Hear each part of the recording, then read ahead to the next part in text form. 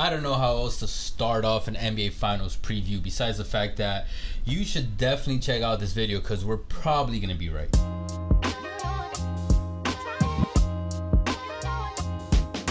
Now, kids, I'm joking. Obviously, most people aren't going to be right. But check this out. Clip it. Do whatever you want. Bookmark the vid. I'm telling you right now, our predictions, or at least mine, is going to be on point. And all the points that I make are just going to hit right on the nail.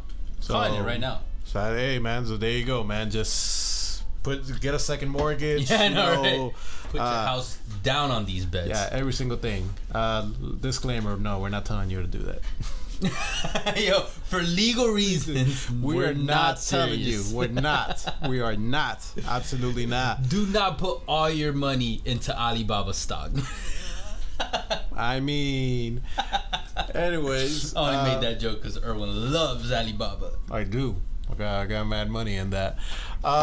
Anyways, man, it's crazy, man, that we finally got to this point of the NBA season. Yes, the finish line. It's really crazy because doing this channel and podcast has been amazing in this playoff run. I have to thank all of y'all, all the new viewers, all the returning subs. Like our last video, while not one of our most like successful videos in terms of views and likes and whatever, 50% of you motherfuckers were from the subscription box and returning viewers. So thank you. Like subscription bots. Subscription feed, I don't know, man, but you know what I mean.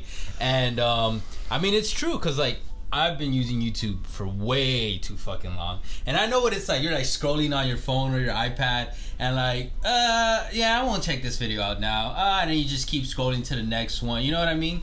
And I don't know, just really appreciate it. And we hit 3K subs on this journey. We started these playoffs with less than a K, and we hit 1 million views in the fucking last 28 days, which, depending on who you ask, is real or not, I don't know, because they a good chunk of them come from the YouTube shorts. All right, but I mean, yeah, whatever you like to think, but either way, we do appreciate it. We cannot stress that enough. And just know, guys, that for these NBA Finals, just like we've been doing for round one, we're gonna be doing reaction videos to every single game. Yeah, for real. And it's posted right after the game is done. Yeah, and it's not gonna stop there. You know, off season doesn't mean that we go on vacay. We're gonna be back at it again, giving you guys basketball content. And we have a lot prepped in terms of like some serious. You're gonna see the elevation in production during the off season. Absolutely. All we ask is just a simple like. Hit that sub so you can join us on that journey. And comment, talk your shit, because I know once we get into these finals prediction points, picks, all that good stuff, I know some feathers are gonna be riled up. Absolutely. Yeah. Anyways, man. So okay, we got the Celtics and we got the Golden State Warriors trying to revive that dynasty. Yes, and we got the Boston Celtics trying to cement this young core that's been praised for their potential for what seems forever now. I feel like if you started high school when these Boston Celtics core formed, like you are now entering college or have entered college being like, okay, when are they gonna come up? When the fuck is Jayson Tatum gonna stop being 20 years old? 19, my bad, 19. I'm like, seemed like forever, you know. And he's only 19. Nah, he's like what, 23 now, 24? Yeah, Sprint chicken, one of those. Like we like to say. Like. No, that's true. And he hasn't even entered his prime, which it's gonna be crazy. If the Celtics do win, he will enter a very, very, very small tier of NBA players that have won a championship before 25. And that doesn't include Jordan. That doesn't include LeBron. That doesn't include Kawhi. It doesn't include KD. It does include Kareem, your boy. Yeah. The GOAT. Magic, Larry Bird. And off the top, those are the ones I can remember that are of a significant tier. So I remember learning this recently, and I was like, damn, when you put it like that, that's special company. Yes, sir. Have we been sleeping on Tatum this entire time? Maybe. Are we sleeping on Tatum with our picks? Maybe. We shall see. And good thing that you brought that up, man. So, all right, man. The final start tomorrow. So, tell us, man. What do you who do you got winning this damn thing? The whole shebang. All right, guys. I'm gonna have to go with the Golden State Warriors to win it all this year. Okay. And it's very simple. 6 main reasons. Warriors have more experience. Warriors have 4 shot creators in Steph, Clay, Wiggins, and Poole. The Celtics' inability to close. You guys know what I'm talking about. Warriors playing with a chip on their shoulder. You know, this is basically their revenge season, like legit. Klay Thompson is officially back, which was up in the air since the beginning of the season, but he has revitalized himself in these playoffs. Gotcha. And lastly, I really do think, we just talked about Jayson Tatum, it's Steph Curry's time. It really is, and he'll probably be overall the best player on the court, and just with everything going for him and all those finals MVP talks and all that, it's Curry's time, man. It's Steph's time to shine in these finals. Final fucking. How many games? What about you? Look, I've gone back and forth on that a lot, because usually I'll predict the winner. It's much harder to predict, you know, like the games and stuff, especially barring injuries. I'm gonna have to say Warriors in 6 or 7, and I'll leave it at Warriors in 6. Okay.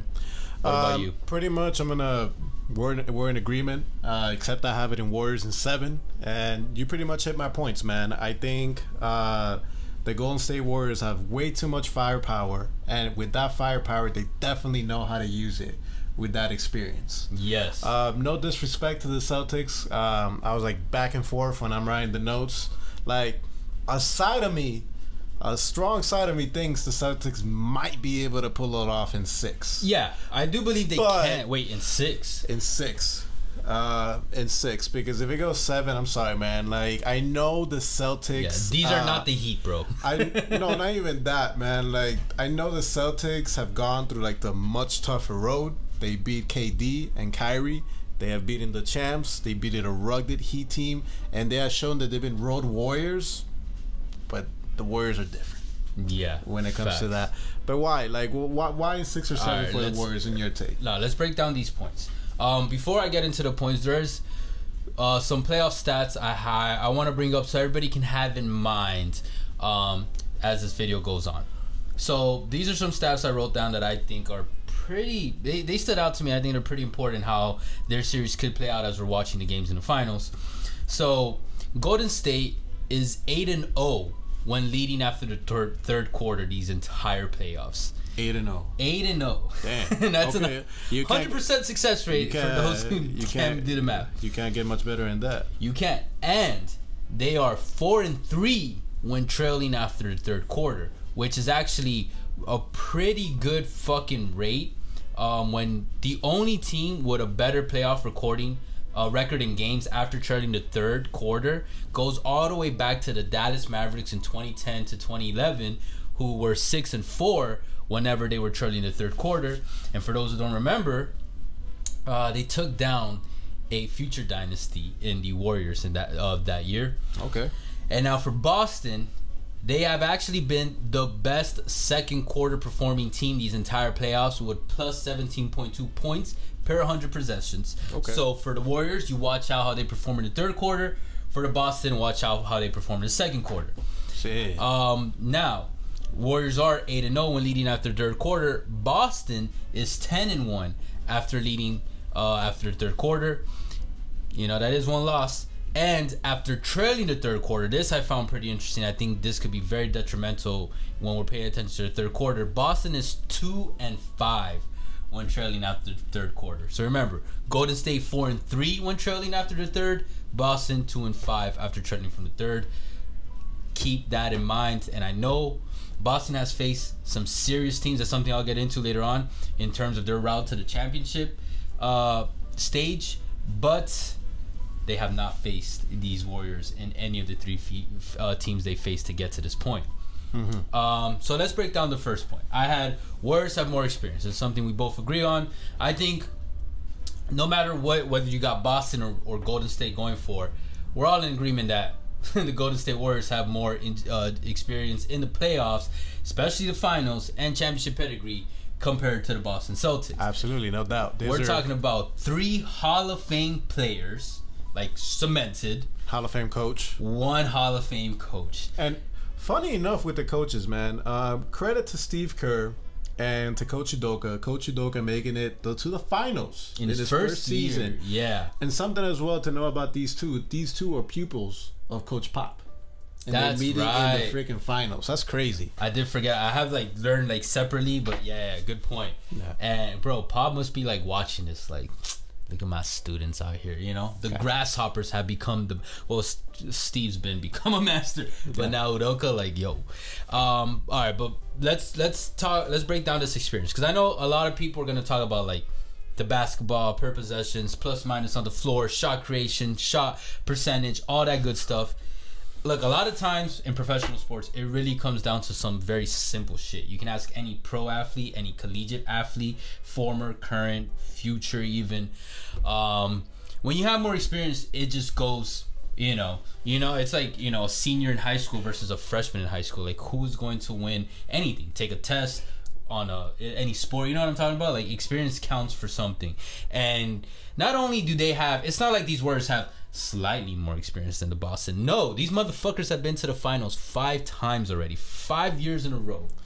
And these Boston Celtics, 0 times. And if I remember correctly, I think I heard that nobody on this Boston Celtics team has finals experience. Nobody, huh? So if I remember correctly, someone said it in a show that I was watching, and if that is true, I had this written down before I even heard that even cements me more like, yo, I'm sorry, like, you gotta have. And that experience is gonna go, and this kind of ties into my third point later on, but it's like, these Celtics we've seen up and down in terms of like, they may be leading and then they'll lose that lead. They almost lost game 7 to the fucking Heat, a very injured Heat.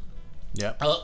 A game that literally hung on one stupid ass shot attempt by Jimmy Butler. That's not a stupid ass shot, man. That's a legacy. That's a legacy shot. I don't know about that. Well, I mean, if you made it, yeah. If you would have made it, no, I would have still been like, I don't know about that shot, but I'm glad he made it. I don't think you would have made it. It's like Paul George said when Dame took that shot, but he made it, and Paul George was like, "Okay, when anybody says it's a bad shot, you could ask anybody." You know what I'm talking about? Yeah, he's just being a sore loser. He was. he was. But like, we've talked about this in the game reaction of when the Celtics won against the Heat. It's like, yo, you cannot let the Warriors go on any 5+0 run, because once the Warriors get gutted, like, they're gonna gut you open, because they just have way too much talent on offense, and they have way too much expertise in terms of basketball IQ and their off-ball movement, that they're just gonna pick you apart. It's like a surgeon just picking apart the body, and then Boston will just implode so fucking quick. Yeah, but I think Boston has the defense to be able to ruin, to slow down the free-flowing offense that Golden State has. So I have thought, no, you're right. And another fact that I recently learned, supposedly this is, because I can't confirm this because I didn't look it up, but this is the first time in NBA Finals history that we're getting the number 1 offense in the Golden State Warriors versus the number 2 defense versus the Boston Celtics. And I was like, oh, okay. But that's the thing. I just think, regardless of Boston's great defense, which they've been known for all season, or at least since they turned the corner, no, it's just too much. Not just too much firepower, but it's the way the Warriors played. Like, when you look back at every single team that the Celtics have faced, Nets were too ISO. You gave the ball to Kyrie. Most of the time, you just gave it to Durant, and then you kind of just waited. You know what I mean? Then you go to the Bucks. Now they were missing Middleton, but again, yes, there was more team ball because they actually know how to play with a team. But without Middleton there, it was very Giannis-centric focused gameplay. You know what I mean? Okay. And then lastly, it was supposed to be more team ball for the Heat, but they didn't have nobody showing up for the team. So again, back to not fully as ISO as the Nets, but kind of like the Bucks. More Jimmy-centric ball, so you get to focus on one player. Okay. And then, you know what I mean? Who the hell have the Warriors beat? Injured, riddled Nuggets team with only Joker, and that's it. A Memphis team that did not have Ja for like most of that series. And okay, cool to Luka, but that was pretty much Luka Doncic versus the Golden State Warriors. No, facts, but I'm talking about like the Celtics defense versus this offense. Like in that point, it's just like, bro, they're gonna face a Steph Curry, who's arguably the best basketball player on that team. He's gonna be running everywhere. Well, the Celtics, they have one of the better players. Note this in Marcus Smart, that has been able to play Steph Curry a lot better than most people in the league. If there's somebody that can maybe slow him down a little bit. He's running off the ball. Then who's covering Clay? Tatum? Brown? I mean, you have Tatum, you have Brown. All right, then you got Wiggins. Who's got Wiggins? Okay. I mean, and then you put Jordan Poole on the floor. They're playing all small ball. Because I'll give Celtics, they got more size than the Warriors, and that's going to be their advantage. But because every single player for the Boston Celtics, they got one vote for Defensive Player of the Year. They can play good defense. Even Grant Williams, so he's like a taller player. He's pretty agile. Well, here's a the pretty thing. big guy as well. Grant Williams and Horford shines versus the Heat. And it's because they were playing against a fucking shitty ass fucking overrated fucking center in Bam Adebayo. And Bam plays a slower game of basketball. I love Bam, by the way, guys. I'm like speaking in hyperbole. And if you put him on Wiggins or Poole, more so Wiggins is bigger. Like, that's a lot. He's got a quicker first step. He's more. He can play like a guard. Like, you think Grant Williams or Horford are gonna slow down one of those two? I mean, more so Wiggins, because then Tatum and Brown can't focus too much on them because they got to worry about Clay. They got to worry about Steph. I mean, they can. Williams and Smart, they were doing some duties against Giannis. Come on, man. Giannis is a lot better than Wiggins. Like, the Celtics have been tested enough to be able to slow down Wiggins enough to the point that he's not going to be able. I'm more concerned with Wiggins when it comes to, like, who is he going to defend to slow down on the Celtics. Whether Wiggins he's is playing great defense. Exactly. That's what I'm more concerned about. Not necessarily Wiggins, like, on offense. He can go off on offense, but bringing to my second point, for me, Warriors have 4 shot creators. Okay. So keep that in mind. Okay. Now, I'm not saying like you rely on any one of these 4 players to grant you the majority of points to win the game, but shot creating means that you can give that player the ball and he can score. He can get you a bucket at any point. The problem with the Heat was that they didn't have nobody but Jimmy to do it. The problem with the Bucks, they didn't have nobody to do that besides Giannis. Maybe Holiday on a good game, but overall, Giannis. Problem with the Nets, because Kyrie disappeared. Like, let's not forget, Kyrie disappeared in that round. You remember? Yeah, kind of. Yeah. And so it was just KD. Now we got 4 shot creators, and the chances of all 4 of them having a bad night during one game, that probability is way too low. So Steph, Clay, Wiggins, Poole can all score from the perimeter, can all score near the bucket, can all score from the mid. Draymond's just got to be annoying Draymond. And as great as the Celtics defense is, like, how are you going to stop 4 shot creators? Because if Clay was like a Duncan and he just could score, he just was able to score from the 3 from catch and shoot, then sure. Or like Wiggins, but like, no, all 4 of them can not only do that, because Wiggins has improved a lot, but and Poole, because he's new to the system, like, they actually can all also just be catch and shoot players when necessary, which is also incredibly detrimental to any team. But then it's like, oh, okay, Steph's having an offside or Clay's having an off night, whatever. It's like, yo, give the ball to them, give the ball to him. Imagine, man, we're like going through all this thought process, man. I could just imagine what the coaches are going through. We're watching like the film. Facts. Like, just like there in the rewatching tape like a million times. Like, Tatum plays like this, Brown does this. You know what I mean? No, for real, man. But tell me, who's gonna stop those 4 shot creators? You get what I mean? I mean, if anybody has the personnel to do it, it'd be the Celtics. The Celtics definitely have the personnel to slow it down. Slowing down, they definitely have a formula for that. Now, the thing is that concerns me, Tatum, while he has shown in the second round with the 46 points going toe-to-toe with Giannis to advance to the conference finals, and the 7 points that Tatum did in the fourth quarter versus the Miami Heat to see them, he has had some clunker games.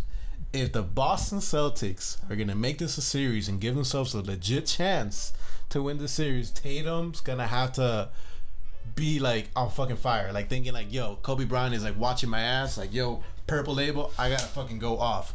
Brown, he's gonna have to be that number 2, both offensive and defensive. Brown and Tatum I can rely on, but Marcus Smart is pretty inconsistent on offense. Sometimes he's looking amazing, sometimes he gone. Marcus Smart, you don't have to like have him go off for like 20, 25 points. Marcus Smart's role in the offense is setting things up. Against these Warriors, I think so, because they're going to be putting up so many points that you're going to have to be playing catch up. Marcus Smart, he's going to have to be the Marcus Smart that plays defense, and more importantly, the Marcus Smart that is a facilitator and helps things set up. That way, the weight is not so tough on Tatum and Brown. They'll be able to. All right. Talking about those players brings to their third point. Celtics' inability to close. What do they do, bro? We saw it in most recent evidence in Game 7 versus the Heat. Then we've seen over this playoff run, especially over the past couple years with this core, they will lose games that they should have won. And for me, that inability to close and lock down, and something that even Brown brought up in his post-game interview after Game 7 versus the Heat, it's like, bro, like you said yourself, you hate that shit. Well, you can't allow that shit, because you allow versus the Warriors, they're going to be taking off that run rate. Absolutely. Maverick Top Gun style. You cannot do that, but the other thing that Celtics have shown is they are learning how to close. Like I brought up in previous They're going to learn right now in the span of a week to two? You got to the finals, man, so you definitely have learned. This is not the first time, like, in a deep playoff run. They have been learning for years. That's why they make it to the finals. But you saw how... I don't know how well they're learning, because they were that close to losing it towards. You're gonna have to learn, like with the type of road that they have to. No, that's facts. But the only time I've ever seen someone adjust so quickly during the finals was Giannis last year with his free throws. That shit was mind blowing. So I don't know. We'll see. All right, number 4.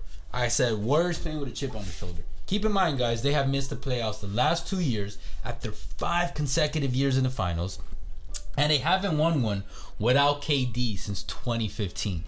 So they don't need him. All that internet troll talking shit that people do about, like, oh, you guys have 2 easy rings, blah blah blah. You guys haven't won without KD, or a few people forget they did win in 2015. Yeah. Like, oh, it was against an injured Cavs, blah blah blah. That was LeBron versus Golden State. Yeah. And on top of that, Steph's got the chip on his shoulder of like, oh, he doesn't have a Finals MVP, but he's one of the greatest players of all time. How can he be? Blah, blah, blah.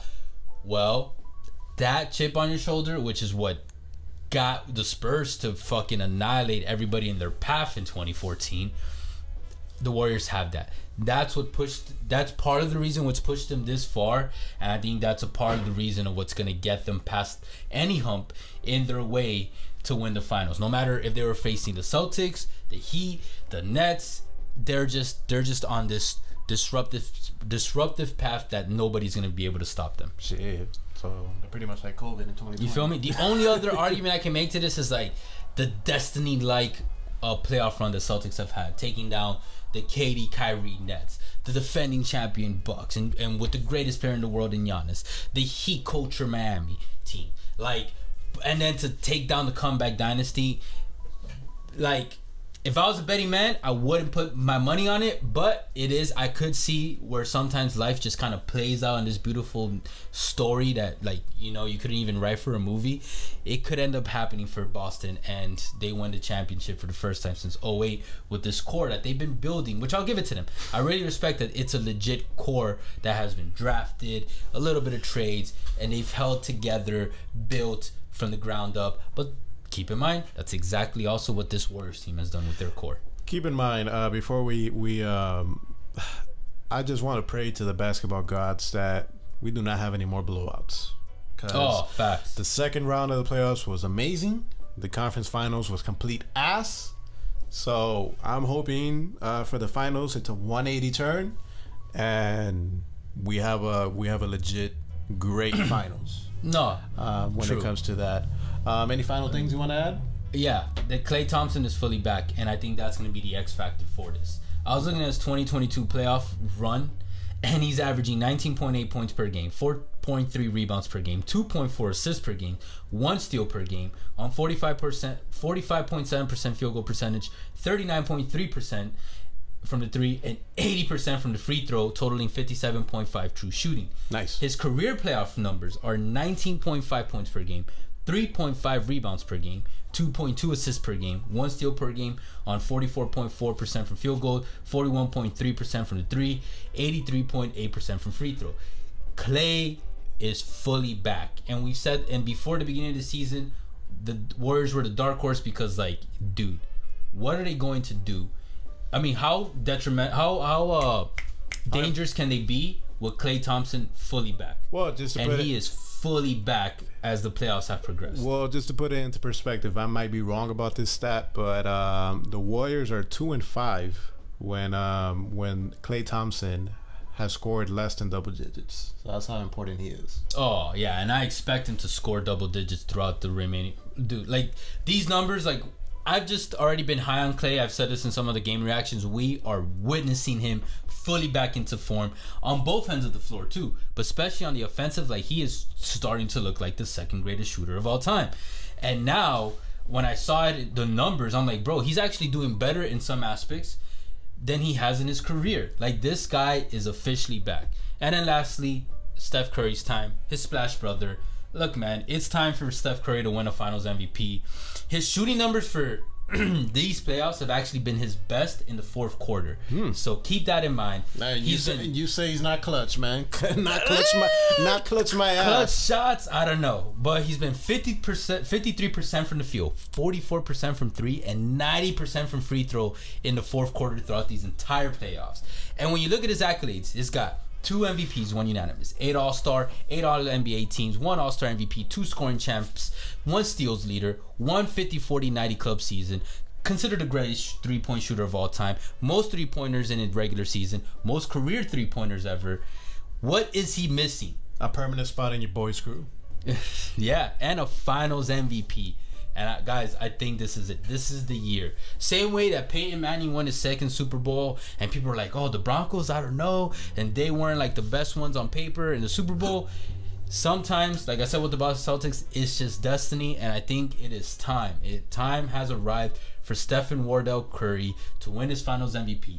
He is, in my opinion, overall the best player on the court for how he influences everything, more than Tatum, more than Brown, and obviously more than anyone else on the Warriors. So before that, you couldn't say that. He had KD on his team. KD was a better player, let's be honest.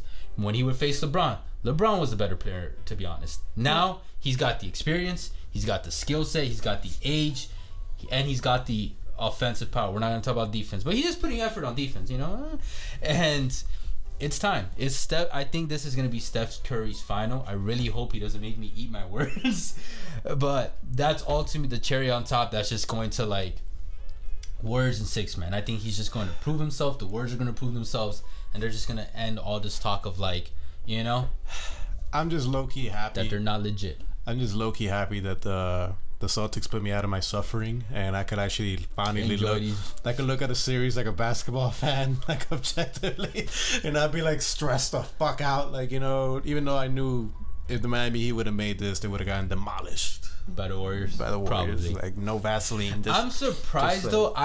From what I've seen from analysts and even on writers for NBA.com and other sites, like there are a fair amount of people that are going for the Celtics, and nothing against the Celtics, but I think it's pretty obvious. Like people are saying there's no underdogs right now. Our channel, I commented under something, and people, or no, on Twitter, people were like talking mad shit about like, oh, what? I really think the Celtics are the underdog, not the Warriors, because it was something with ESPN, and I'm like, no, like what? Are we not seeing this? Warriors are noticeably better overall. No, that's just my opinion. Well, hey, we'd love to hear your opinions. Yeah, leave it in the comments down below how much you hate our takes, how stupid my points are, what am I missing, what is Erwin missing, why is Erwin not talking enough, and anything else you want to drop before we leave? No, not much, man. No, not really. Any new points? No, not really, man. You pretty much hit up all my points, man. That's your explanation why I haven't been talking that much. We're in agreement. But anyways, guys, appreciate all the love and the hate. You guys already know, Facebook, Twitter, TikTok, Instagram, all podcast streaming platforms. We'll catch you guys soon. For now, later. Take care.